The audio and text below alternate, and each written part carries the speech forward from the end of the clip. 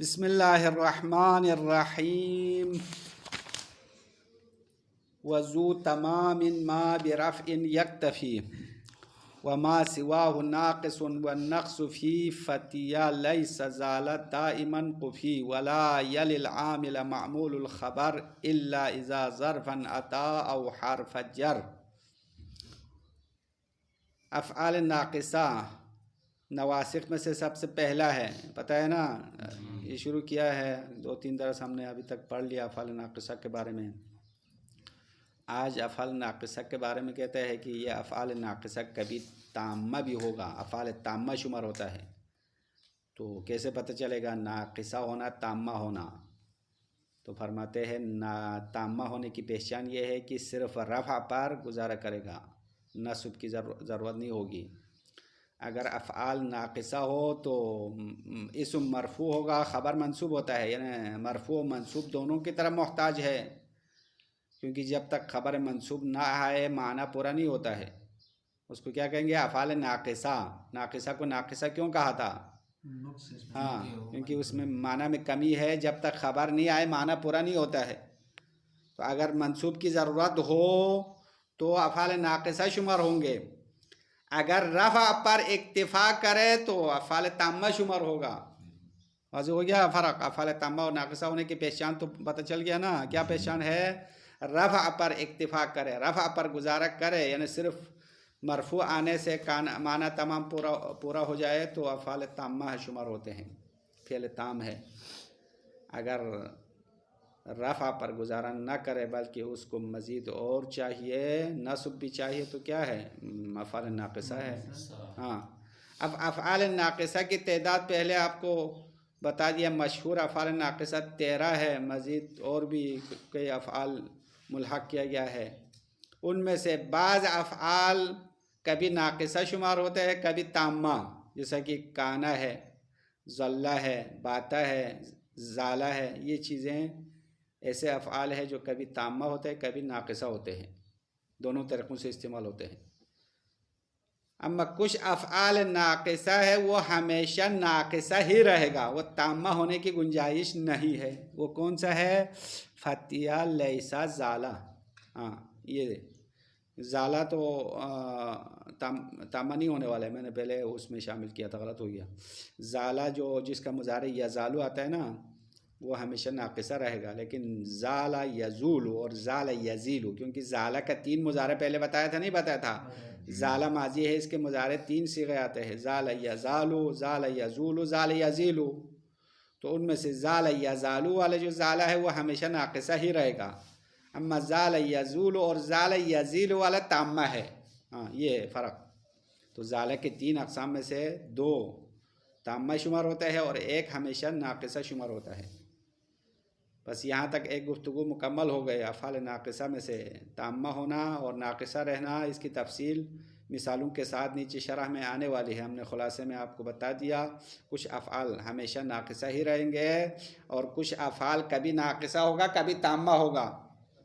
جب تامہ ہو تو الگ معنی دیتا ہے، جیسے کہ کانا کا معنی حضرہ کا معنی ہے، حاضر ہونے کا معنی ہے، ظلہ کا معنی دائم رہنے کا معنی ہے، باتا کا معنی رات کو نازل ہونے کا معنی۔ تو تامہ ہونے کی صورت میں اس کا جو ناقصہ والا معنی نہیں رہے گا، معنی تبدیل ہوگا، معنی میں تبدیلی آئے گی۔ مثالیں دے رہے، شرح میں مثال آئے گی۔ اس کے بعد ایک اور مسئلہ یہاں پہ چھڑ رہا ہے، وہ یہ ہے وَلَا يَلِ الْعَامِلَ مَعْمُولُ الْخَبَرِ۔ کہتے ہیں کہ عامل کے پیچھے خبر کا معمول نہیں آئے گا۔ ہم نے پہلے ایک گفتگو مکمل کی ہے، وہ یہ ہے کہ افعال ناقصہ کے خبر اسم پر مقدم کرنا جائز تھا یا نہیں تھا؟ تھا۔ تمام افعال ناقصہ میں خبر کو اسم پر مقدم کرنا جائز ہے۔ اب یہاں پہ کہہ رہے ہیں کہ خبر مقدم کرنے کی بات نہیں ہے، یہاں خبر کا معمول مقدم نہیں کر سکتے، کہہ رہے خبر کا معمول عامل کے فوراً بعد نہیں آئے گا، یعنی خبر چاہے اسم پر مقدم ہوا ہو چاہے نہیں ہوا ہو، دونوں صورتوں میں مصنف فرماتے ہیں خبر کا معمول اسم پر مقدم کر کے عامل کے فوراً بعد آنا ممنوع ہے، مگر دو صورتوں میں منع نہیں ہے. اگر ظرف یا جار مجرور ہو تو منع نہیں ہے. اگر خبر کا معمول ظرف ہو یا جار مجرور ہو تو عامل کے پیچھے آنا جائز ہے. عامل سے مراد خود افعال ناقصہ ہے. خود افعال ناقصہ عامل ہے اور اس کے دو معمول ہوتے ہیں. ایک اسم ہے، مثال یہاں پہ دیا ہے کانا. یہاں مثال نیچے شرح میں آ رہا ہے. ابھی ہم مثال آپ کے سامنے لکھیں گے. کانا آکلن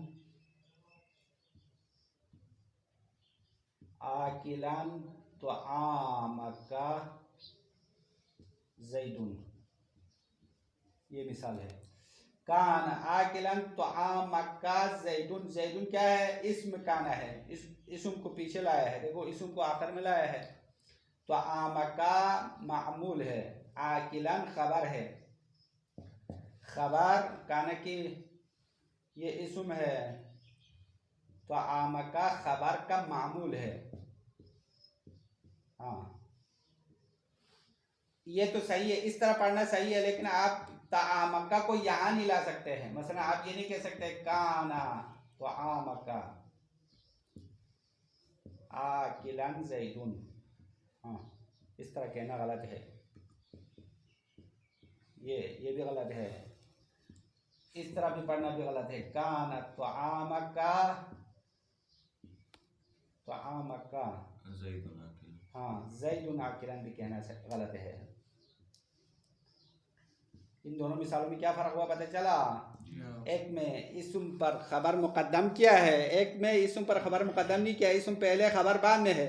لیکن دونوں مثال کیوں غلط ہے؟ کیونکہ خبر کا معمول کانا کے فوراً بعد آیا ہے اور یہ طعامک ظرف بھی نہیں ہے، جار مجرور بھی نہیں ہے.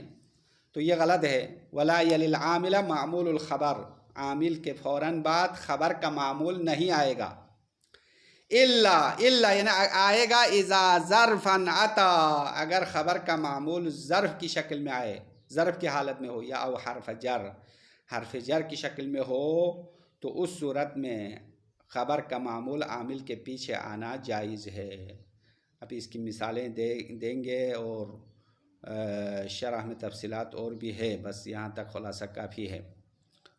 شرح والعبارت دیکھو. وذو تمام من هذه الافعال، ان افعال میں سے تمام والا. ذو بمانے صاحب کا معنی ہے. ہاں ذو بمانے صاحب. ذو کے دو اقسام بتائے تھے نا. ذو بمانے الذی والا ہے، بنی تی والوں کے پاس ذو بمانے الذی. ایک ذو جو اسماء ستہ والا تھا جو معنی صاحب آتا ہے، یہاں صاحب کا معنی ہے. وذو تمام من هذه الافعال، ان افعال ناقصہ میں سے تمام والے کا معنی کرتے ہیں اردو میں. تمام والے کون سے افعال ہے؟ ما وہ افعال ہے برفع یکتفی عن المنصوب، جو رفع پر گزارا کرتے ہیں، منصوب کی ضرورت نہیں ہوتی ہے. منصوب سے اکتفا کرتا ہے. اکتفا کرنے کا مطلب یعنی اسی پر گزارا کرتے ہیں. گزارا کرنا پتہ ہے؟ قناعت کرتے ہیں یا گزارا کرتے ہیں. جو اچھے بندے ہوتے ہیں وہ ایک روٹی کھا کے گزارا کرے گا، لیکن جو زیادہ پیٹ والا ہوتا ہے وہ ایک پر گزارا نہیں کر سکتا ہے اور بھی کھاتے ہیں. تو زیادہ کھانا بھی اسراف ہے نا. زیادہ نہیں کھاؤ کیونکہ بیماری کی جڑ جو ہے زیادہ کھانا ہے. تو جس طرح افعال ناقصہ پیٹ بڑا ہے، اسم کھانے کے بعد خبر کی بھی ضرورت ہے. وہ کہہ رہا ہے خبر بھی لاؤ، میرا پیٹ نہیں بھرا، خبر بھی لاؤ. لیکن ذو تمامین والا افعال رفع پر اکتفا کرے گا. اسم لائے تو کافی ہو جائے گا، کہے گا بھائی اور نہیں چاہیے، بس ختم ہو گیا. سمجھ میں آیا یا نہیں آیا؟ ہاں یہ حیدر صاحب ویسے بھی ہنس رہا ہوتا ہے، اس کو سمجھ میں آ کے ہنستا ہے یا سمجھے بغیر ہنستا ہے یہ بھی معلوم نہیں ہے. نہ ہوا ان کان ذو عسرۃ فنظرۃ الی میسرہ. مثال دے رہے افعال تامہ کی. کانا فعل تام ہونے کی مثال ہے، قرآن کی آیت ہے یہ. کہتے ہیں وَإِن كَانَ ذُو عُسْرَةٍ، اگر کوئی سختی والا حاضر ہو جائے مہلت مانگنے کے لیے تو اس کو مہلت دے دو. یعنی مقروض کی بات کر رہے ہیں. اگر کوئی آپ سے قرض لے لے اور وہ قرض کی مدت ختم ہونے کے بعد آپ کے پاس آ کے کہے میرے پاس پیسے نہیں ہیں، پیسہ ملنے تک مجھے مہلت دے دو، تو اللہ کا حکم ہے ان کو مہلت دینا چاہیے. اما کچھ لوگ ایسے ہوتے ہیں جو پیسہ ہوتے ہوئے بھی اپنا قرض نہیں دیتے ہیں، ان کو مہلت نہیں دینا چاہیے. تو یہاں آیت میں کانا فعل تامہ شمار ہوا ہے. کانا کا معنی ہے حاضرہ کا معنی ہے حاضر ہونے کا معنی. ذو اسرتن مضاف مضاف الیہ مل کر فاعل ہے، خبر اسم خبر نہیں کہیں گے کیونکہ کانا ناقصہ ہو تو اسم خبر کہتے ہیں. کانا تامہ ہو تو کانا فعل ذو اسرتن فاعل ہے، فعل فاعل معنی پورا ہو جائے گا. وَإِن كَانَ ذُو أُسْرَةٍ یعنی وَإِنْ حَضَرَ ذُو أُسْرَةٍ اگر سختی والا بیچارہ فقیر جو پیسہ نہیں رکھتا وہ آپ کے پاس حاضر ہو جائے، مہلت مانگے تو اس کو مہلت دینا چاہیے. یہ ایک مثال ہے. ما شاء اللہ کانا، یہ قرآن کی آیت نہیں ہے، یہ عام مثال ہے. جو اللہ چاہتا ہے وہ وجود میں آتا ہے. تو یہاں کانا فعل تامہ ہے. کانا کا معنی کیا ہے؟ وجدہ کا معنی ہے. جو اللہ چاہتا ہے وہ فوراً وجود میں آتا ہے. اذا اراد یقول، کیا ہے قرآن کی آیت ہے نا، جب اللہ کسی چیز کو پیدا کرنا چاہتا ہے تو فیقول لہ کن فیکون، اللہ کن کہے گا تو وہ ہو جائے گا. تو یہ جملے کا معنی یہ ہے کہ ما شاء اللہ یعنی جو اللہ چاہتا ہے، کانا کا معنی ہے اے وجدہ وجود میں آئے گا. ظل فعل تام ہونے کی مثال ظل الیوم اے دام ظلہ، اس کا سایہ ہمیشہ رہے. دام ظلہ اردو میں بھی استعمال کرتے ہیں نا، کسی بڑے شخصیت کے نام کے بعد کہتے ہیں فلان آیت اللہ دام ظلہ. دام ظلہ کا معنی ہے اس کا سایہ قائم رہے، جلدی شہید نہ ہو جائے. دام ظلہ، بس یہاں ذل کا معنی ذلہ افعال ناقصہ تھا، یہاں بمعنی دامہ دائم ہونے کا معنی ہے، فعل تام بن گیا. بات فلان بالقوم، فلان شخص رات کے وقت اپنے قوم کے پاس نازل ہوا، اتر گیا. یہاں بات فعل تام ہے، اصل میں کیا ہے؟ نزل بہم لیلا، وہ شخص رات کے ٹائم پر اپنے قوم کے پاس اتر آیا. فسبحان اللہ حین تمسون وحین تصبحون، یہ آیت ہے. یہ آیت اور عام مثال میں آپ کو مکس نہیں ہونا چاہیے. قرآن کی آیت فسبحان اللہ یعنی اللہ کی تسبیح ہے یا اللہ پاک و پاکیزہ ہے. حین تمسون وحین تصبحون، جب تم لوگ صبح میں داخل ہوتے ہو، جب تم لوگ شام کے ٹائم پر داخل ہوتے ہو، مطلب ہر وقت اللہ پاک و پاکیزہ ہے. حین تمسون، یہاں تمسون امسا سے ہے، امسا افعال ناقصہ تھا، امسا اصبحا. اور تصبحون کہاں سے بنایا؟ اصبحا سے بنایا ہے، فعل مضارع کا صیغہ ہے. دونوں فعل تامہ ہے. کیا معنی دے رہا ہے؟ تدخلون کا معنی ہے. تدخلون امسا، تمسون کا معنی ہے تدخلون فی المساء، تم لوگ شام کے ٹائم پر داخل ہوتے ہو. تصبحون کا معنی کیا ہے؟ تدخلون فی الصباح، صبح کے ٹائم پر داخل ہونے کا معنی ہے. فعل ناقصہ نہیں ہے، افعال تامہ شمار ہوتے ہیں. فسبحان اللہ حین تمسون وحین تصبحون ای حین تدخلون فی المساء والصباح. آیت کا معنی یہ ہے کہ اللہ پاک و پاکیزہ ہے جب تم شام کے ٹائم پر داخل ہوتے ہو. وحین تصبحون کا معنی کیا کیا؟ تم لوگ صبح کے ٹائم پر داخل ہوتے ہو یا صبح کے ٹائم میں داخل ہوتے ہو. مطلب جب تم صبح کرتے ہیں شام کرتے ہیں، مطلب خدا ہر وقت ہمیشہ صبح و شام ہر وقت پاک و پاکیزہ ہے، ہر قسم کی برائیوں سے پاک ہے. سبحان اللہ کا معنی ہے نا، پاکیزہ کا معنی ہے سبحان. سبحان مصدر ہے، فعل کی جگہ پر آیا ہے. اصل میں اسبح سبحان مفعول مطلق ہے، مصدر ہے، فعل کے قائم مقام ہے. خالدین فیہا ما دامت السماوات والارض، یہ بھی قرآن کی آیت ہے. خالدین فیہا، یہ لوگ ہمیشہ دوزخ میں رہیں گے یا جنت میں رہیں گے، کیونکہ یہ آیت جنت اور دوزخ دونوں کے لیے ہے. جہنم یا جنت دونوں میں رہیں گے. ما دامت السماوات والارض، جب تک زمین و آسمان باقی ہے.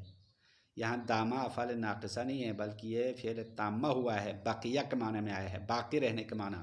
ما دامت یعنی ما بقی السماوات والارض. ترجمہ شاید مثال سمجھ میں آ رہا ہے نہیں آ رہا ہے؟ سادہ مثالیں دے رہے ہیں افعال تامہ ہونے کی. یہ مثالیں ختم ہو گئی.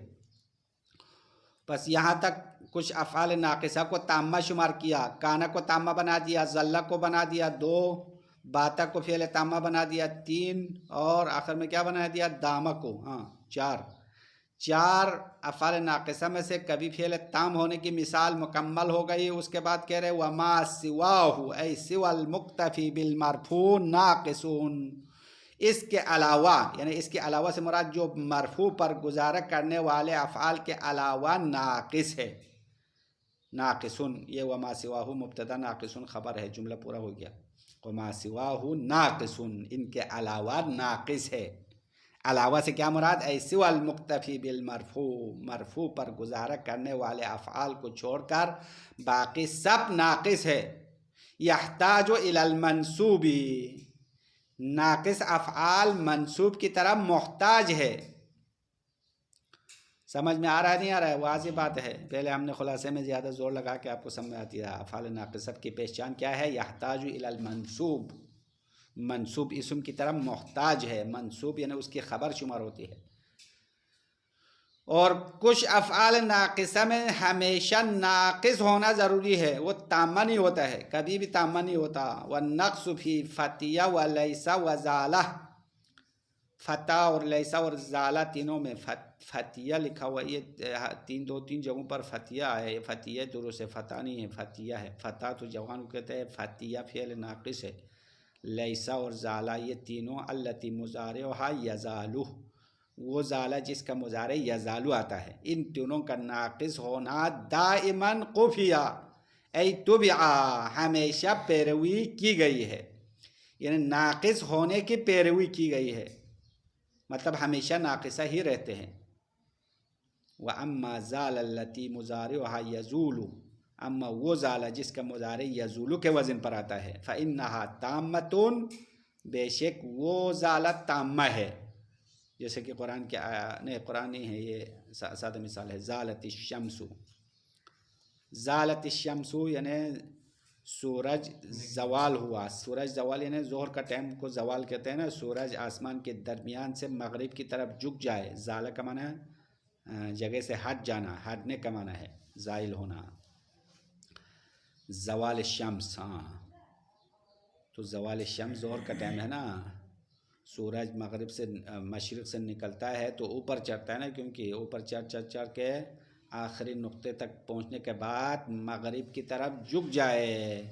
اس وقت کیا ہوتا ہے؟ نماز ظہر کا اول وقت ہے. اس کی پہچان کیا ہے؟ کیسے پہلے پتہ چلے گا زوال شمس ہوا ہے؟ آج کل تو گھڑیاں چلتی ہے نا، لیکن درمیان میں ہونے سے کیا تبدیلی آئے گی زمین پر؟ ظہر کا ٹائم ہوگا، لیکن آپ کو کیسے پتہ چلے گا؟ مثال فرض کرے آپ ایسے بیابان میں ہے، نہ آپ کے پاس گھڑی ہے، نہ آپ کے پاس کچھ بھی نہیں ہے، بس صرف بیابان میں گھوم رہا ہے، تو کیسے پتہ چلے گا زوال ہوا ہے؟ شاخص کھڑا کرنا ہے. ایک ڈنڈا جو ہے بیچ میں کھڑا کرو تو اس کے سائے سے پتہ چلتا ہے، چونکہ زوال ہونے کے بعد سورج بالکل یہاں آ جائے گا تو اس کا سایہ بالکل ختم ہو جائے گا. جب مغرب کی طرف جھک جائے تو سایہ جو ہے وہ مشرق کی طرف نکلنا شروع ہوتا ہے، تو پھر ظہر کا ٹائم پتہ چلے گا. یہ شاخص والی مثال جو ہے توضیح المسائل میں دیا ہے نا آپ کو. ظہر کا ٹائم معلوم کرنے کا پرانا طریقہ ہے. گھڑی تو بعد میں پیدا ہوا ہے نا، پرانے زمانے میں تو گھڑی نہیں تھی، تو کیسے پتہ چلتا تھا؟ زوال شمس کا طریقہ ہے شاخص کھڑا کرنا ہے. اچھا، یہ تو زالت الشمس کو والی مثال سے ہم نے یہ آپ کو سمجھا دیا. اس کے بعد اگلا مسئلہ شروع ہو رہا ہے افعال ناقصہ میں. ایک حکم ہے ولا یلی العامل بالنصب معمول الخبر، عامل کے پیچھے خبر کا معمول نہیں آئے گا. یہ العاملہ کو نصب کے ساتھ پڑھو کیونکہ یہ مفعول ہے ترکیب میں. بالنصب یعنی العاملہ پڑھو، العامل نہیں پڑھو. ولا یلی العاملہ، عامل کے پیچھے نہیں آئے گا. ای لا یقع بعدہ، عامل کے فوراً بعد نہیں آئے گا. کیا نہیں آئے گا؟ معمول الخبر، خبر کا معمول. خود خبر آ سکتا ہے نہیں آ سکتا؟ خود خبر آتا ہے لیکن خبر کا معمول نہیں آئے گا. ابھی مثال آپ کے دیا نا، کان طعامک آکلا زیدون، تو تو یہ آکلن خبر ہے، طعام کا آکلن کا معمول ہے. تو خبر عامل کے پیچھے آنا منع نہیں ہے، لیکن خبر کا معمول، خبر کا جو بچہ ہے وہ اس کے پیچھے نہیں آ سکتا. باپ تو آ سکتا ہے لیکن اس کا بچہ نہیں آئے گا. خبر کا معمول تو یہ اس کا دادا ہو گیا نا. دیکھو یہ طعام کا آکلن کا معمول ہے. آکلن کس کا معمول ہے؟ کانا کا معمول ہے. تو معمول کا معمول کیا ہو گیا؟ جس طرح بیٹے کا بیٹا اس کا پوتا ہوتا نہیں ہوتا، بیٹے کے بیٹے کی طرح ہو گیا نا. تو کانا کا معمول آکلن ہے، آکلن کا معمول طعام کا ہے. تو یہ طعام کا فوراً اپنے دادا کے پیچھے نہیں آ سکتا. ہاں، اب یہ مثال آپ کو سمجھانے کے لیے دادا اور پودے کی مثال دیا. ہاں، اور یہ واضح ہو گیا ظاہراً. اب اس میں فرق نہیں ہے کہ آپ خبر کو اسم پر مقدم کیا ہو یا نہیں کیا ہو، دونوں صورتوں میں خبر کا معمول عامل کے پیچھے آنا ممنوع ہے. سواء تقدم الخبر علی الاسم ام لا. اب اس حکم میں کوئی فرق نہیں ہے، برابر ہے خبر اسم پر مقدم ہوا ہو یا نہیں ہوا ہو. اب یہ دونوں مثال آپ کے سامنے ہم نے لکھا. فلا یقال نہیں کہا جاتا ہے کان طعامک زید آکلا. کان طعامک زید آکلا میں طعامک کو کانا کے پیچھے لانا منع ہے. زیدن اسم کانا ہے، آکلا خبر ہے. طعامک کیا ہے؟ طعامک ابھی ہم نے بتایا 10 دفعہ. طعامک کیا ہے؟ آکلن کا معمول ہے. آکلن خبر کا معمول ہے. اور یہاں پہ خبر اسم پر مقدم نہیں ہوا ہے، زیدون پہلے لایا، آکلن بعد میں لایا ہے. اب اس مثال کو آپ الٹ بھی کر سکتے ہیں. یہ نیچے کیا ہے الٹ، خلافاً للکوفیین. یہ بات کوفیین کو پسند نہیں ہے. ولا کان طعامک آکلا زیدون، یہ بھی غلط ہے. یہاں پہ بھی کیا ہوا ہے؟ طعامک کو کانا کے پیچھے لایا ہے اور آکلن خبر کو مقدم کیا ہے، پھر بھی غلط ہے. خلافاً لابی علی، یہ والی مثال ابو علی کو پسند نہیں ہے. ابو علی اس کو جائز سمجھتا ہے. اب ایک مثال کوفہ والوں کو پسند نہیں آیا، ایک مثال ابو علی کو پسند نہیں آیا. اب ان کو اپنی جو ہے رائے اپنے لیے مبارک ہو، ہمیں تو نحویین کی بات ماننی چاہیے. فَإِن تَقَدَّمَ الْخَبَرُ عَلَى الْإِسْمِ وَعَلَى مَعْمُولِهِ. اب یہاں سے تیسری صورت بتا رہے ہیں. اگر خبر اسم اور اس کے معمول پر مقدم ہو گیا ہو تو اس صورت میں جائز ہے یا نہیں ہے؟ مثال کے طور پہ یہاں دیا ہے نا کان آکلا طعامک زیدون. تو فظاہر عبارت المصنف انہ جائز. تو مصنف کی عبارت کا ظاہر یہ ہے کہ یہاں پہ جائز ہونا چاہیے، کیونکہ مصنف نے یہ کہا عامل کے فوراً بعد خبر کا معمول نہیں آئے گا. تو یہاں مثال میں تو عامل کے بعد خود خبر آئی ہے، معمول تو نہیں آئی ہے. معمول کہاں پہ آیا ہے؟ آکلن اور زیدون کے بیچ میں آیا ہے. مثال غور کرو، دیکھو مثال میں کیا شکل پیدا کیا ہے. کان آکلن طعامک زیدون، ترکیب کرو پھر پتہ چلے گا کیا مسئلہ ہے. ابھی اس کو مٹانے والے کدھر گیا؟ ہاں چھوڑو بس، ابھی ٹائم بھی ختم ہونے والا ہے، ہمارے پاس ٹائم کم ہے. اسی مثال کو کتاب میں ہی سمجھو، بورڈ پر نہیں. کانا فعل ناقص ہے، آکلن خبر ہے. کس کی خبر ہے؟ کانا کی. تو آمکا آکلن کا معمول ہے، زیدون اسم کانا ہے. اب یہاں پہ کیا ہوا ہے؟ طعامکا جو معمول خبر ہے وہ عامل کے پیچھے نہیں آیا بلکہ آکلن کے پیچھے آیا ہے. تو اس طرح ہونا جائز ہے یا نہیں ہے؟ تو مصنف کی عبارت سے پتہ چلتا ہے یہ تو جائز ہے، کیونکہ مصنف نے جو منع ہے، منع والی صورت کیا بتایا؟ یعنی عامل کے پیچھے خبر کا معمول نہیں آنا چاہیے. یہاں تو عامل کے پیچھے معمول نہیں آیا ہے بلکہ معمول خبر کے پیچھے آیا ہے. بس جائز ہونا چاہیے نا، یہاں پہ کوئی مسئلہ نہیں ہے، کوئی پرابلم نہیں ہے، نو پرابلم ہونا چاہیے. ہاں انگلش بھی سمجھ میں آنا چاہیے، ایک دو لفظ. فظاہر عبارت المصنف انہ جائز. مصنف کی عبارت سے ظاہر ہوتا ہے کہ یہ بات جائز ہے. لأن معمول الخبر لم یل العامل، کیونکہ خبر کا معمول عامل کے پیچھے نہیں آیا بلکہ خود خبر کے پیچھے آیا ہے. اگرچہ خبر اسم پر مقدم ہوا ہے، خبر اسم پر مقدم ہونا تو جائز ہے، اس میں تو کوئی منع نہیں ہے. اور خبر کے بعد اس کا اپنا معمول آیا تو خبر کا معمول اپنے پیچھے آیا ہے اور کانا کے بعد آکلن خبر آئے ہے. وبہ صرح ابن شقیر، اور اس کے بارے میں علماء نحویین میں سے آج مارکیٹ میں ایک نیا نحوی آیا ہے، ابن شقیر۔ ہاں یہ پہلے نہیں سنا ابن شقیر؟ ابن شقیر ایک نحوی ہے جس نے کہا صحیح ہے یہ تصریحاً کا، مدعین فیہ الاتفاق، اس میں ابن شقیر نے اتفاق ہونے کا دعویٰ کیا، تمام نحویین اتفاق ہے کہ یہ جائز ہے۔ وصرح ایضاً بجواز تقدیم المعمول على نفس العامل اذا ظرفا اتى المعمول او حرف جر، اور نیز مصنف نے یا ابن شقیر نے تشریح کیا کہ معمول، مصنف نے تشریح کیا ہے، اوپر اصل شعر میں بھی آیا نا، الا اذا ظرفا اتى وحرف جر، مصنف نے وضاحت کیا ہے بجواز تقدیم المعمول على نفس العامل، معمول خود عامل پر مقدم ہونا جائز ہے، الا مگر اذا ظرفا اتى المعمول، جب معمول ظرف ہو، او حرف جر، اور حرف جر ہو تو فإنه يجوز أن يلي العامل، اس صورت میں خبر کا معمول عامل کے پیچھے آنا جائز ہے۔ مثال دے رہنا ہو، کان عندک زید مقیما، زید تمہارے پاس ٹھہرا ہوا ہے، اس مثال میں کانا فعل ناقص ہے، زیدن اسم کانا، مقیمن خبر ہے، عندکا خبر کا معمول ہے، تو خبر کا معمول کانا کے پیچھے آنا جائز ہوا۔ کیوں جائز ہوا؟ کیونکہ عندکا ظرف ہے۔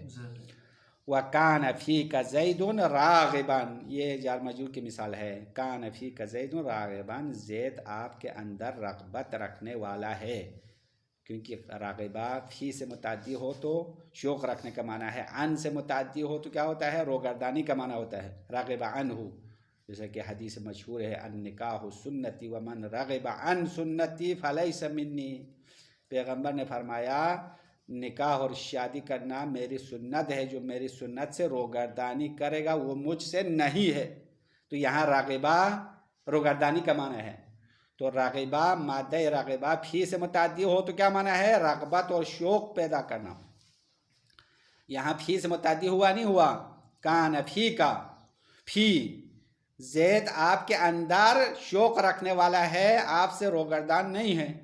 اب یہاں پہ ترکیب کرو، کانا فعل ناقص ہو گیا، زیدون اس میں کانا، راغبان خبر کانا، ہاں فی کا راغبان کا معمول ہے، کانا کے پیچھے آنے کی اجازت مل گئی کیونکہ فی کا جار مجرور ہے، ظرف کی مثال پہلے دیا، یہ جار مجرور والی مثال ہے، اور کلام عرب میں ظرف و جار مجرور کو چھوٹ ملی ہوئے ہے، یہ وڈیرے کا بچہ ہے، یہ کہیں بھی آ سکتا ہے، اس کے لیے کوئی پابندی نہیں ہے، ہاں وسعت ہے، گنجائش ہے۔ وصلی اللہ علی محمد و آلہ الطاہرین۔